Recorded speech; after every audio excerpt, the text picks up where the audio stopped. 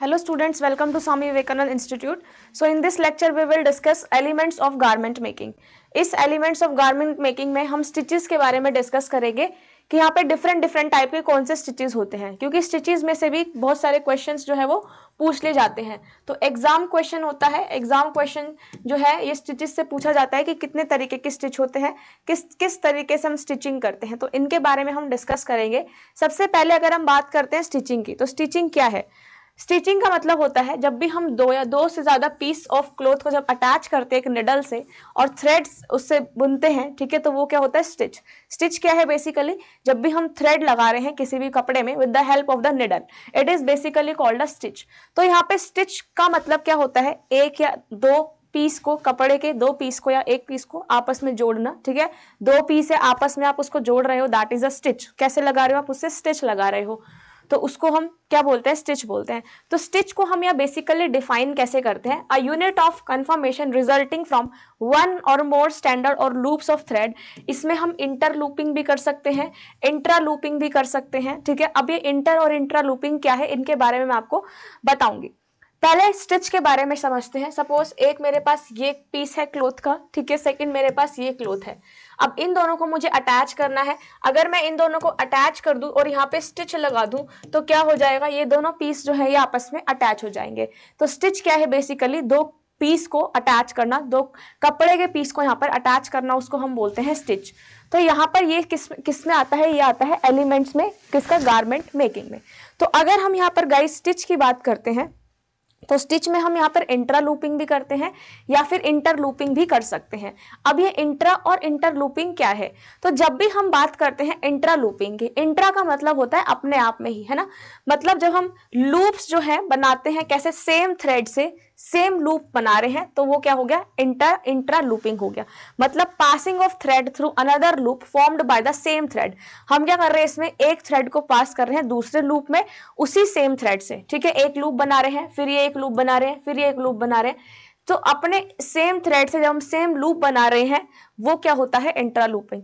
Inter looping का मतलब क्या होता है? दो डिफरेंट थ्रेड को यूज कर रहे हैं, यहाँ पर एक लूप लिया, एक लूप बना रहे हैं, दूसरा लूप बना रहे हैं, लेकिन हम इसमें डिफरेंट थ्रेड का यूज कर रहे हैं, उसको हम बोलते हैं यहाँ पर इंट्रा लूपिंग. अब आप ये देख सकते हो डिफरेंस, जो आप ये डायग्राम है इससे पता चल रहा है कि कौन सा यहाँ पर इंटर लूपिंग है, कौन सा इंट्रा है और कौन सा यहाँ पर इंटरलॉकिंग है. ठीक है, तो इसमें गाइस देखिए इंटर लूपिंग का मतलब क्या होता है? जब हम लूप बना रहे हैं, one thread passes through the loop of another thread. ठीक है, अब देखो इसमें एक ही लूप बनाया एक थ्रेड से, है ना. दूसरा जो हम लूप बना रहे हैं वो सेम थ्रेड से बना रहे हैं, तो इसको हम क्या बोलते हैं? Inter looping. मतलब एक ये वाला थ्रेड है, एक दूसरा थ्रेड है, तो इंटर मतलब दो थ्रेड का यहाँ पर यूज करके जब हम लूप बना रहे हैं, दैट इज इंटर. यहाँ पर एक लूप है, यहाँ पर सेकंड लूप है, तो ये क्या हो गया?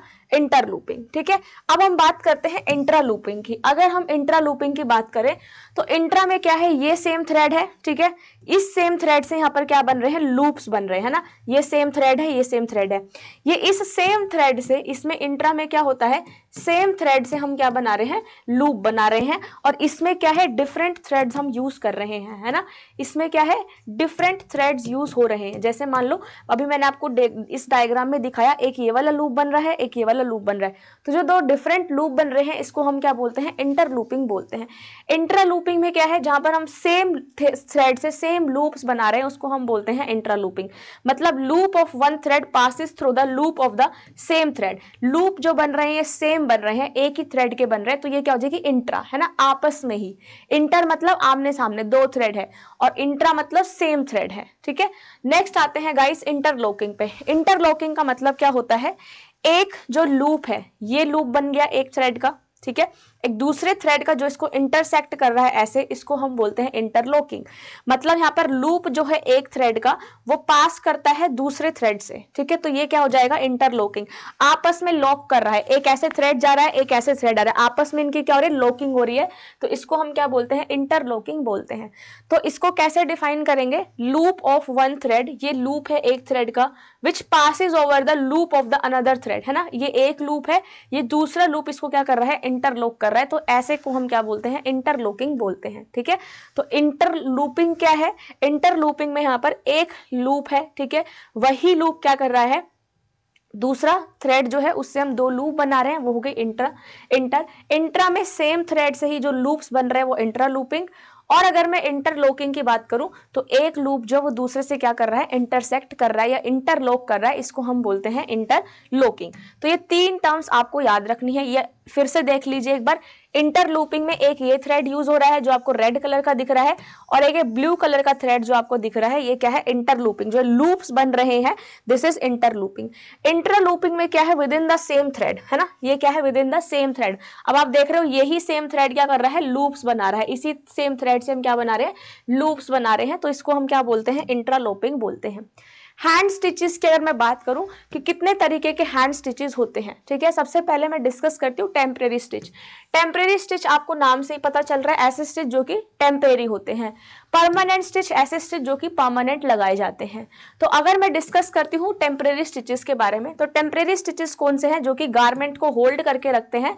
पहले हम क्या लगाते हैं, टेम्परेरी स्टिच लगाते हैं, फिर हम किस पे स्विच करते हैं, परमानेंट स्टिच पे। तो टेम्परेरी स्टिच कौन से स्टिच होते हैं, that are used to hold the garment और fabric pieces together before permanent stitches are made. Permanent stitches को लगाने से पहले हम क्या करते हैं, टेम्परेरी स्टिचेस को लगाते हैं।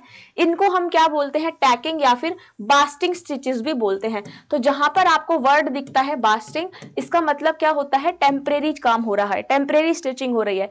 अब बोलते हैं बास्टिंग, है ना, बास्टिंग स्टिचेस, तो जहां पर क्या हो रहे हैं, जो टेम्परेरी काम हो रहे हैं उसको हम बोलते हैं बास्टिंग। स्टिच कैसा होता है, इसमें टेम्परेरी में हॉरिजॉन्टल होता है, and it work from the right to the left side with the knot. इसमें काम कैसा होता है, राइट से लेफ्ट में, और एक यहाँ पर क्या लगाया जाता है, नॉट लगाया जाता है। तो टेम्परेरी स्टिचेस ऐसे स्टिचेस होते हैं जो कि टेम्परेरी स्टिचेस माने जाते हैं, ठीक है, टेम्परेरी स्टिच होते हैं। तो सिर्फ अगर आपको बास्टिंग स्टिचेस कहीं लिखा है या फिर बास्टिंग स्टिचेस का कोई क्वेश्चन आया है, तो बास्टिंग का मतलब क्या है स्टूडेंट्स, यहाँ पर बास्टिंग का मतलब होता है टेम्परेरी स्टिचेस लगाना, ठीक है। परमानेंट स्टिचेस से पहले जब हम टेम्परेरी स्टिचेस लगाते हैं उसको हम क्या बोलते हैं, उसको हम बोलते हैं यहाँ पर टेम्परेरी स्टिचेस। नेक्स्ट आते हैं बास्टिंग स्टिचेस। अब देखो बास्टिंग ये कौन सा है, this is the temporary stitches. Temporary के टाइप्स बता रखे हैं, ठीक है। बास्टिंग स्टिचेस कौन से है, टेम्परेरी स्टिचेस। तो ये वाले स्टिचेस कौन से होते हैं, सबसे पहला आता है इवन बास्टिंग, ठीक है। इवन बास्टिंग में क्या होता है, यहाँ पर अगर आप, अब देखो इवन तरीके से, नाम से ही पता लग रहा है टाइप्स जो है टेम्परेरी स्टिचेस के कौन से होते हैं। सबसे पहला है इवन बास्टिंग, मतलब इवनली तरीके से यहाँ पर क्या लगाना, स्टिच लगाना। इवन तरीके से टेम्परेरी स्टिच लगाना क्या बनता है, इवन बास्टिंग। बास्टिंग का मतलब क्या है, टेम्परेरी स्टिचिंग करना। तो इवन तरीके से जब हम यहाँ पर टेम्परेरी स्टिच लगाते हैं उसको हम क्या बोलते हैं, इवन बास्टिंग बोलते हैं। जैसे all stitches are of the equal length, अगर आप ऐसे ऐसे टेम्परेरी स्टिचेस लगा रहे हो, इवन तरीके से आप ऐसे स्टिच लगा रहे हो, तो ये क्या बन जाएगा, इवन बास्टिंग कहलाता है, ठीक है। इसको हम क्या बोलते हैं, इवन बास्टिंग बोलते हैं, जिसमें हम टेम्परेरी स्टिचेस जो है वो लगाते हैं। अब आप देख रहे हो ना या कैसे लग रहे हैं, टेम्परेरी स्टिचेस है और जो इवन तरीके से लग रहा है ना, तो इसको हम क्या बोलेंगे, इवन बास्टिंग बोलेंगे, जिसमें हम इक्वल लेंथ के स्टिचेस यहाँ पर लगाते हैं। Take equal quantity of thread, equal quantity of thread लेते हैं for upward and downward stitches and are at the equal distance. ये सारे किस पे लग रहे हैं गाइस, ये सारे इक्वल डिस्टेंस पे लग रहे हैं, तो इसको हम क्या बोलते हैं, इवन बास्टिंग बोलते हैं। This is the basting stitch you want to use for basting seam together to check the fit of the garment. ये जो हम बास्टिंग करते हैं टेम्परेरी, किसके लिए करते हैं, गारमेंट के फिट को चेक करने के लिए, ठीक है। पहले हम टेम्परेरी लगाते हैं, फिर किस पे स्विच करते हैं, फिर हम क्या लगाते हैं, फिर हम परमानेंट स्टिचेस लगाते हैं, ठीक है। तो ये डिफरेंस याद रखना, बास्टिंग कहीं पर भी आपको लिखा आएगा तो उसका मतलब क्या है, टेम्परेरी स्टिचेस लगाना। सबसे पहले स्टूडेंट्स यहाँ पर आता है इवन बास्टिंग, ठीक है। इवन बास्टिंग का मतलब देखो, अब यहाँ पर जो स्टिच लग रहे हैं ये आप सुई से धागा लगा रहे हो, कैसे स्टिच लग रहे हैं, ये इवनली, है ना, ये आप देख पा रहे हो। जस्ट अ मिनट, इसको किसी और कलर से देखो, ये यहाँ पे स्टिच लगा, ये यहाँ पर स्टिच लगा, अब ये यहाँ स्टिच लगेगा, तो ये इवन, ये क्या है, इवननेस आ रहा है इनमें, है ना। ये तो ये क्या हो जाएगा आपका इवन बास्टिंग। इवनली तरीके से जब टेम्परेरी स्टिच लगा रहे हो, बास्टिंग क्या है, टेम्परेरी, है ना। अब आप नाम से ही पता लगा सकते हो कि इवन बास्टिंग का मतलब टेम्परेरी, इवन तरीके से टेम्परेरी स्टिच लगाना इवन बास्टिंग कहलाता है। अगर मैं अनइवन की बात करूं, अनइवन में ये वाला डायग्राम तो फिर भी इवन है, ठीक है। इसमें जैसे यहां लग रहा है, फिर आपने इससे कम डिस्टेंस ले लिया, फिर यहाँ पर डिस्टेंस देखो कितना कम है ना, यहाँ पर डिस्टेंस कम कर दिया, फिर यहाँ पर डिस्टेंस और कम कर दिया, तो तो अगर यहाँ पर अनइवन तरीके से टेम्परेरी बास्टिंग हो रही है, इसको हम क्या बोलते हैं, अनइवन बास्टिंग स्टिचेस बोलते हैं। ठीक है, अब अनइवन बास्टिंग क्या होती है, जब यहाँ पर हम डिस्टेंस तो सही रखते हैं लेकिन यहाँ पर सेम लेंथ के थ्रेड नहीं लगाते हैं, है ना। एक आपने स्टिच लगा दिया ऐसा, एक आपने बिल्कुल छोटा स्टिच लगा दिया, फिर एक बड़ा स्टिच लगा दिया, एक छोटा लगा दिया, फिर छोटा स्टिच लगा दिया, फिर बड़ा लगा दिया। तो ये क्या है, अगर हम अनइवन तरीके से स्टिचेस लगा रहे हैं तो उसको हम क्या बोलते हैं, अनइवन बास्टिंग बोलते हैं। लेकिन अगर मैं ऐसे इक्वल लेंथ के सारे स्टिचेस इवनली तरीके से लगा दूं सेम डिस्टेंस पे, तो ये कौन सी हो जाएगी, ये हो जाएगी इवन बास्टिंग। ठीक है, तो अनइवन और इवन में ये डिफरेंस है। इवन में क्या है, इवन में इवनली तरीके से हम क्या लगाते हैं, स्टिचेस लगाते हैं, लेकिन अनइवन में यहाँ पर डिस्टेंस तो सेम हो सकता है लेकिन जो लेंथ होती है स्टिच की वो वेरी करती है। ठीक है, तो ये है डिफरेंस बिटवीन इवन और अनइवन। अनइवन में यहाँ पर क्या है, शॉर्ट स्टिच लगते हैं, ठीक है, across the back of the fabric and a long stitch across the front. Front में आप कैसे लगा रहे हो, बड़े लगा रहे हो, और बैक साइड में शॉर्ट स्टिच लगा रहे हो, तो ये होती है अनइवन बास्टिंग। अनइवन बास्टिंग किसके लिए यूज होती है, for holding underlining to the garment fabric. ठीक है, जब आप अंडरलाइनिंग करते हो गारमेंट में तो उसके लिए हम अनइवन बास्टिंग लगाते हैं। फ्रंट से क्या करते हैं, यहाँ पर फ्रंट में बड़ा स्टिच लगाते हैं और बैक साइड पे स्मॉल स्टिच लगाते हैं। जैसे जब भी हमें यहाँ पर गारमेंट में स्टाइल लाइंस बनाने हो, ठीक है, तो उसमें हम यहाँ पर अनइवन बास्टिंग का मेथड का यूज करते हैं। नेक्स्ट आता है गाइस डायगोनल बास्टिंग। अब ये डायगोनल बास्टिंग क्या है, डायगोनल बास्टिंग जब आप इस तरीके से देखो, ये क्या है, इवनली, ठीक है, ये इवन तरीके से बास्टिंग की हुई है, ये क्या है, इवन बास्टिंग। अब आप यहाँ पर देख रहे हो, ये स्टिच छोटा है, ये बड़ा, ये फिर उससे बड़ा, फिर छोटा, फिर छोटा, ये क्या है, अनइवन बास्टिंग, अनइवन तरीके से लगाया हुआ है। ये जो आपको टेढ़े दिख रहे हैं ये कौन से हो जाते हैं, ये हो जाती है डायगोनल बास्टिंग। अब देखो यहाँ पर ये सारे कैसे टेम्परेरी स्टिच लगा रखे हैं ना, बिल्कुल ऐसे लूज थ्रेड लगा रखे हैं, परमानेंट स्टिच नहीं लगा रखे, परमानेंट एकदम कपड़े में स्टिक हो जाते हैं। ये कैसे दिख रहे हैं आपको, बहुत बिल्कुल अलग से दिख रहे हैं ना, ऊपर से उठे हुए दिख रहे हैं, लूज थ्रेड ये आपको दिख रहे हैं। तो ये सारे क्या होते हैं, these are the basting, means temporary stitches जो लगते हैं उनको हम बोलते हैं बास्टिंग। अब यहाँ पर आते हैं हम डायगोनल बास्टिंग पे। डायगोनल बास्टिंग कौन सा हो गया, जिसमें डायगोनली यहाँ पर जो हम स्टिच कर रहे हैं वो कौन सा हो जाता है, डायगोनल बास्टिंग होता है। तो डायगोनल बास्टिंग किसके लिए यूज होता है, जब भी हम फैब्रिक को होल्ड करते हैं, स्लिपरी रहता है, ठीक है, लूज रहता है, और इसको हम लाइनिंग को अटैच करने के लिए डायगोनल बास्टिंग का मेथड का यूज करते हैं। ठीक है, तो ये हो गई डायगोनल बास्टिंग। अब हम चलते हैं स्लिप बास्टिंग पे। स्लिप बास्टिंग का मतलब क्या होता है, इसमें भी हम लूज स्टिच लगाते हैं। जैसे ये क्या करा, कपड़े को फोल्ड कर दिया, ठीक है, और इस पे पिन लगा दिया इन कपड़े को होल्ड करने के लिए, इन कपड़े को अटैच करने के लिए, और फिर इसमें कितना लूज थ्रेड यहाँ पर लगाया हुआ है। तो स्लिप बास्टिंग में क्या होता है, जहां पर हम क्या करते हैं, लूज स्टिचेस लगाते हैं to attach a folded fabric edge. ये जो एज दिख रहा है आपको फोल्डेड फैब्रिक का, उसको सिक्योर करने के लिए यहाँ पर हम क्या करते हैं, स्लिप बास्टिंग करते हैं। ठीक है, it is usually used when you are fitting and you need to temporarily attach to fabric pattern pieces together like a sleeve. जैसे आप स्लीव अटैच करते हो ना, तो उसमें क्या करते हो, स्लिप बास्टिंग करते हो। स्लीव अटैच करनी है, 2 स्लीव अटैच कर दी, यहाँ पर टेम्परेरी सिलाई लगा दी, टेम्परेरी स्टिचिंग कर दी, और इसको पिन से ऐसे अटैच कर दिया, तो ये कौन सी हो जाती है, स्लिप बास्टिंग हो जाती है। किसके लिए यूज होती है, जब आप नेक लाइंस बना रहे हो, आर्म साइक लाइन बना रहे हो, शोल्डर लाइन बना रहे हो, या फिर वी शेप्ड की लाइंस जो हम बनाते हैं उसमें हम स्लिप बास्टिंग का यूज करते हैं। ठीक है, नेक्स्ट आता है पिन बास्टिंग। इस पिन बास्टिंग में क्या करते हैं, यहाँ पर हम फैब्रिक की लेयर्स को होल्ड करते हैं। जैसे मान लो ये जो आपको पिन दिख रहा है, इसमें क्या है, 2 फैब्रिक की लेयर्स है, उनको यहाँ पर होल्ड किया हुआ है बाय अ पिन। तो इस तरीके की बास्टिंग को हम क्या बोलते हैं, पिन बास्टिंग बोलते हैं। ठीक है, तो इसमें पिन्स की हेल्प से हम फैब्रिक के लेयर्स को होल्ड करके रखते हैं। जब हम क्विल्ट्स बनाते हैं, जब हम कॉटन के क्लोथ्स बनाते हैं जनरली, उसके लिए ये पिन बास्टिंग यूज की जाती है। नेक्स्ट आता है थ्रेड मार्क। थ्रेड मार्क ये देखा है कितना टेम्परेरी है ना। सिर्फ थ्रेड मार्क किस लिए होता है, जहां पर हम पेंसिल से चौक का यूज नहीं करते हैं। जनरली यहाँ पर पेंसिल और चौक से हम ऐसे मार्क लगा लेते हैं, लेकिन जहां पे पेंसिल और चौक अवेलेबल नहीं है, जैसे हम ड्राफ्टिंग करते हैं, मार्किंग कर रहे हैं ना, तो काफी बार हम चौक या पेंसिल से नहीं करके थ्रेड मार्क लगा लेते हैं। तो थ्रेड मार्क कहां पर यूज होता है, जहां पर हम पेंसिल्स और चौक का यूज नहीं कर सकते। बहुत लूजली आपको दिख रहा है ना, यहाँ कितना ज्यादा लूज लगाया हुआ है ना, कितना लूज यहाँ पे जो स्टिच है वो लगा रखा है, बहुत लूज तरीके से लगाते हैं। 1 स्टिच इज स्मॉल, एक स्टिच इसमें स्मॉल होता है और एक कौन सा होता है, बड़ा होता है। तो ये देख लीजिए एक बार इस डायग्राम में, ये जो आपको थ्रेड दिख रहा है, ठीक है, इसमें जो थ्रेड दिख रहा है ये कैसा है, लॉन्ग लेंथ का है, फिर ये शॉर्ट लेंथ का लगा रखा है, फिर शॉर्ट लेंथ का, फिर शॉर्ट, फिर शॉर्ट।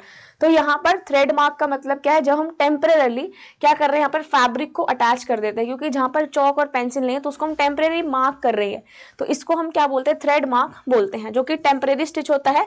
और जब हम गारमेंट को स्टिच करते हैं तो उसके बाद इसको रिमूव कर दिया जाता है, तो इस तरीके के मार्क को क्या बोलते हैं, थ्रेड मार्क बोलते हैं। तो वो थी सारी टेम्परेरी स्टिचिंग। अब हम पढ़ते हैं यहाँ पर परमानेंट स्टिचिंग। परमानेंट स्टिचिंग कौन सी होती है, जो कपड़े को परमानेंटली होल्ड करके रखती है। पहले हमने कौन सी पढ़ी थी, बास्टिंग स्टिचेस, बास्टिंग मतलब जो टेम्परेरी स्टिचेस थे। अब हम यहाँ पर पढ़ रहे हैं परमानेंट स्टिचेस। परमानेंट स्टिच में सबसे पहला आता है हेमिंग स्टिच। हेमिंग स्टिच कौन सा होता है, जो आपको डायग्राम में दिख रहा है ना, जैसे आपने हर एक गारमेंट में देखा हुआ है। मेनली यहाँ पर ब्यूटी बढ़ाने के लिए, ब्यूटीफाई करने के लिए गारमेंट में हेमिंग स्टिच का यूज किया जाता है, ठीक है। जनरली ये आपका इनविजिबल होता है राइट साइड से, ठीक है, और यहाँ पर रॉन्ग साइड पे भी बहुत कम विजिबल होता है। तो हेमिंग स्टिच होता है इस तरीके की स्टिच, ठीक है, जो कि राइट साइड पे क्या है, ऑलमोस्ट इनविजिबल है, और लेफ्ट साइड पे बहुत कम दिखता है। मतलब ऐसी आप सिलाई लगाते हो जो ज्यादा विजिबल नहीं होती है, लेकिन कपड़े को परमानेंटली अटैच करके रखती है, ठीक है। बहुत जैसे पतली पतली सिलाई होती है ना, आपने देखा होगा, एकदम कुछ स्टिचेस ऐसे होते हैं जो विजिबल नहीं होते हैं, तो उस तरीके के स्टिचेस को हम बोलते हैं हेमिंग स्टिचेस। नेक्स्ट आते हैं बटन होल स्टिचेस। ये आपको नाम से पता चल रहा है ना, जब यहाँ पर आप बटन्स को सिक्योर करने के लिए स्टिचेस लगाते हो, तो ये कौन सा है, button hole stitches. This stitch is worked with the needle pointing towards you and the fabric edge away from the you. तो यहाँ पर इस तरीके की स्टिच को हम क्या बोलते हैं, बटन होल स्टिच बोलते हैं। अब यहाँ पर हम स्टिच के टाइप्स पढ़ते हैं, कौन कौन से यहाँ पे स्टिच के टाइप्स होते हैं। कैटेगरीज में गाइज अलग अलग डिवाइड कर रखा है। सबसे पहले हर एक कैटेगरी जो है वो डिपेंड करता है कि फैब्रिक कौन सा है, ठीक है, डिपेंड करता है फैब्रिक कौन सा है। तो depending on the number of needles क्या है, लूपर्स क्या है, थ्रेड्स कितने हैं, जो कि हम क्या करते हैं, एक स्टिच को कंबाइन उसमें कर लेते हैं। तो यहाँ पर हर एक जो कॉन्फ़िगरेशन है उसको हम स्टिच टाइप बोलते हैं। अलग अलग यहाँ पर स्टिच टाइप जो है क्लासेस बनी हुई होती हैं, ठीक है। इसमें एटलीस्ट 70 टाइप के स्टिचेस हमें देखने को मिलते हैं, लेकिन इसमें 18 to 20 टाइप ऑफ स्टिच ऐसे हैं जो कि गारमेंट मैन्युफैक्चरिंग इंडस्ट्रीज में यूज करे जाते हैं, ठीक है। तो ये जो स्टिच के टाइप्स हैं ये हम नेक्स्ट क्लास में पढ़ेंगे, क्योंकि यहाँ पर स्टिच के टाइप्स के साथ साथ मैं आपको कुछ और चीजें भी बताने वाली हूँ।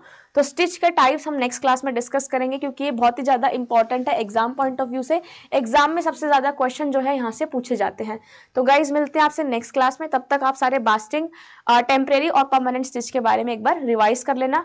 कोई अगर आपको डाउट हो तो आप कमेंट बॉक्स में नीचे मेंशन कर सकते हैं। मिलते हैं आपसे नेक्स्ट क्लास में। वीडियो को मैक्सिमम शेयर और लाइक जरूर करना, चैनल को सब्सक्राइब करना ना भूलिए। Thank you students, bye and take care everyone.